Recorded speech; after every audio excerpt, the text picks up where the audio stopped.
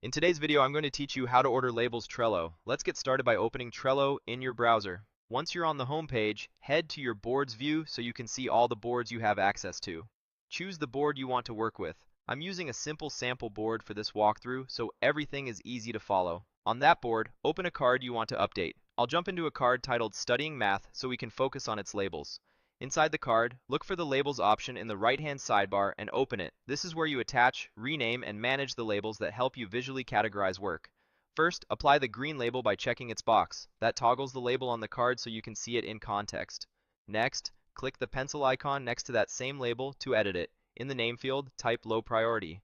Clear descriptive names make a huge difference when you're scanning a busy board or searching later. If you want this label to read as text without a color fill, choose Remove Color. Text-only labels are great for secondary tags or when you're emphasizing words over color. After adjusting the color, confirm any prompts you see by selecting Delete where necessary in that editor, and then click Save to lock in the change. Saving ensures the new name and appearance are consistent across the board. Close the label editor by clicking the X to get back to the card. Back on the board view, click the low priority label on the card to confirm it looks the way you expect. This quick check helps you verify the label name, color choice, and visibility against your actual workflow. Now let's set up a contrasting label for work that needs attention. Open another card on the same board. I'll use one called Studying Science. Inside that card, open Labels again. This time, toggle on the red label by checking its box. Red works well as a visual cue for urgency, but the color is entirely your call. Click the pencil icon next to the red label to edit it. In the name field, type High Priority.